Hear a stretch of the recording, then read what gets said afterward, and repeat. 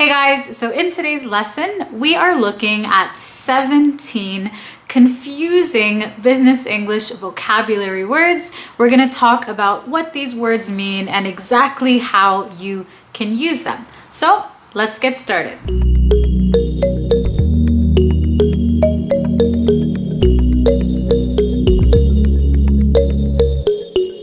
Okay, so our first two words are collaboration and cooperation. Collaboration and cooperation.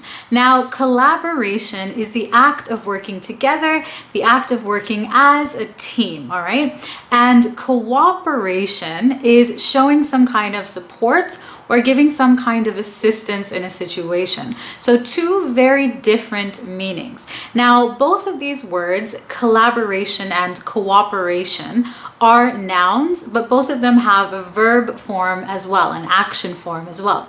So collaboration, the verb is to collaborate, okay? To work together, to work as a team. And cooperation, the verb is to cooperate. To cooperate, which means to give some assistance or some support, right? So let's look at some examples. First, we'll start with collaboration. So our virtual collaboration was very successful. I look forward to our collaboration. I really enjoyed our collaboration, okay? This means I really enjoyed working together, working as a team. Now let's look at cooperate or cooperation, okay? So, sorry for the inconvenience and thank you for your cooperation, okay? Sorry for the inconvenience, sorry for this problem, and thank you very much for your cooperation, which again is your support or your assistance, okay? Assistance on this matter. One more example. Your cooperation is greatly appreciated during this challenging time. Your cooperation is greatly appreciated during this challenging time. So maybe a company is going through a period of change. Maybe they are restructuring. They're facing some kind of challenges, some kind of issues, and they're asking for their employees' cooperation. This means assistance and support. Okay, so our next two words are safety and security. Safety and security. Now we're looking at safety and security in the context of business, in the context of work, okay? Now these two words do have kind of a similar meaning, but we use them quite differently to talk about different things, all right? So if we talk about safety in terms of work, we're actually talking about danger that employees might face at work. If we talk about security in terms of work, we're talking about the chance of someone losing their job, okay? So job security is related to you losing your job, and job safety is related to danger, usually physical danger, being hurt at work, all right? So I'll give you some examples. We take our employees' safety very seriously, okay? We take our employees' safety very seriously. Or the safety of our customers is our number one priority. Again, the safety of our customers is our number one priority, okay? And this means that we want to avoid our customers and our employees from getting hurt. We want to keep them from getting hurt or being harmed in any way, okay? Now, if we look at job security, again, this refers to an employee possibly losing their job or being fired, all right? So for example, job security was a huge concern for many people during the COVID-19 pandemic, okay? So many people were worried about losing their job or being fired during the COVID-19 pandemic, and that's still kind of ongoing, all right? One more example. Job security is a major factor when deciding to accept a job or not. Job security is a major factor when someone is deciding whether to accept a job or not, all right? So again, job safety relates to danger or physical harm at work, and job security, if we say job security, we're talking about the chance or potential of losing a job. Okay, so next we have a set of 3 verbs, all right? The first one is ensure, ensure. The second one is assure, assure. And the third one is insure, okay, insure. So ensure, assure, and insure, okay? They sound similar, but they're different. So the first verb, ensure, means to promise or to make sure that something happens, okay? So for example, the hospital is taking the necessary measures to ensure that their patients are well taken care of, that their patients receive the best care, okay? So this example means that the hospital is making sure that their patients are taken care of, okay? The hospital is doing everything to promise, to guarantee, to make sure that their patients are taken care of, all right? That's the first verb. The second one, assure, assure, to assure someone of something, is to tell them something with confidence or with certainty, all right? So for example, I assure you that your package will arrive on time, okay? I assure you that your delivery will arrive on time. So basically, I am telling you with confidence that the package you ordered or the delivery you ordered or you're expecting will arrive on time. It will not be late, okay? So ensure, to promise, to make sure, and assure is to tell someone something with confidence, okay? To give them some reassurance and to let them know that you believe that this is gonna happen, okay? Especially when they have doubts, okay? I want to assure you that this will be on time, okay? And the third verb, insure, insure means to get an insurance policy, all right? So for example, we want to ensure that our employees are taken care of by insuring them, okay? So we want to make sure that all of our employees are taken care of by getting them insurance, by getting them an insurance policy, okay? So one more time, ensure, assure, and insure, all right? So 3 different verbs with 3 different meanings.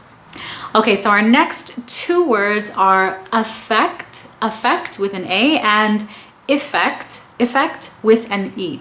Affect and effect. Now, these 2 words are very often mixed up. They're very commonly confused, even by native English speakers, all right? But they are different. So affect with an A is a verb that means to cause a change, okay? To cause some kind of change. And effect with an E is actually the result or the outcome, all right? And it is a noun. So affect with an A is a verb to cause a change, and effect with an E is the result or the outcome, and it is a noun, all right? So let's look at some examples so you can see the difference. So for example, COVID-19 has affected businesses negatively. COVID-19 has affected businesses negatively, okay? So COVID-19 has caused a negative change for businesses, all right? Let's look at the same example, but using the noun effect, okay? So COVID-19 has had a negative effect on many businesses. COVID-19 has had a negative effect on many businesses. Now, look closely at these 2 examples because they have a very similar meaning. The difference is just in terms of the grammar, basically, all right? So when we use the word effect with an E, we need to use the article a. So a negative effect, because this is a noun, all right? And affect, again, is a verb, so we can change the tense. So pay close attention to these 2 examples. Pause, have a look, read them again if you need to. Okay, so our next 2 words are advice with a C and advise with an S, okay? So advice spelt with a C and advise spelt with an S. Advice is a noun, and it is actually the suggestion that you give to someone, okay? So advice is the suggestion or recommendation that you give to someone.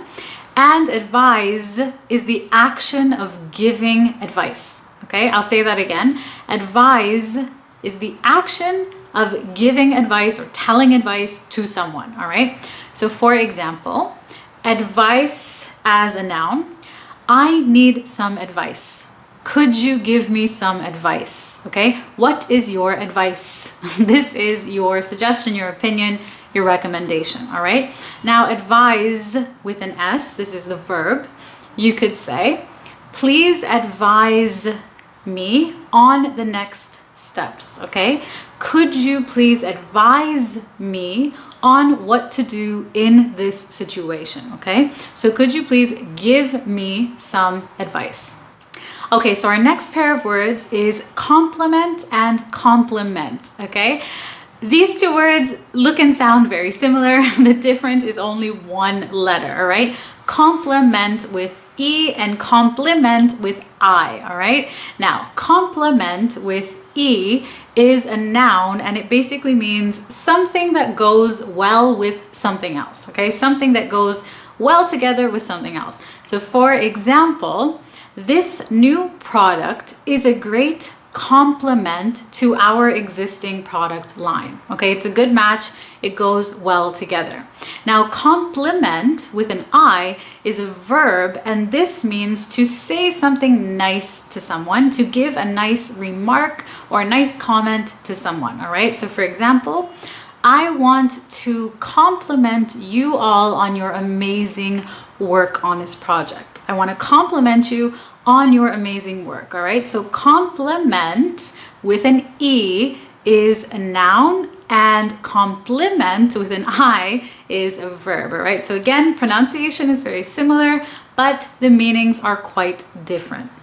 So next we have accept, accept, and accept, okay? Accept and accept.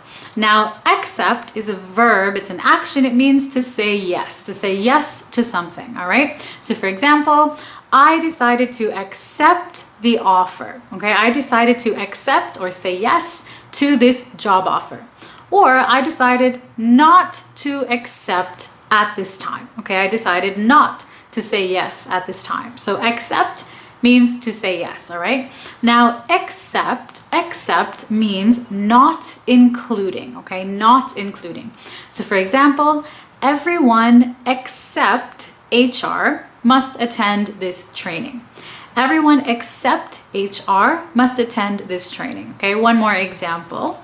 I have tried all of this company's products or all of this brand's products except this one, okay, except this latest one. So all of them, but not including this one, all right? So again, accept with an A means to say yes, and except is a preposition that means not including. And our last pair of words is prospective and perspective. Again, prospective and perspective. Now, prospective is an adjective that describes a future possibility, okay? For example, I'm meeting with a prospective client tomorrow morning, okay? I'm meeting with a possible future client tomorrow morning. Or prospective employers usually ask for references, okay? Possible future employers usually ask for references. And perspective is a noun that means point of view, the way that you look at something, the way that you see something, okay? So for example, I know you don't agree, but you must consider the customer's perspective. I know you don't agree, but you must consider or think about the customer's perspective, okay? You must think about the way the customer sees it or the way the customer looks at it. One more example, we need a fresh perspective on this project. We need a fresh point of view or a fresh or new innovative viewpoint. So there you have it. That is how you use these 17 confusing words in English. And to help you improve your vocabulary even more, I have a free PDF for you with 1,000 common English words and expressions taken directly from real English conversations. That's right, 1,000 common words and expressions that you can learn. It's absolutely free. To get it, just click the link right below this video. So as always, thank you so much for watching and for learning with me, and I'll see you soon in the next one.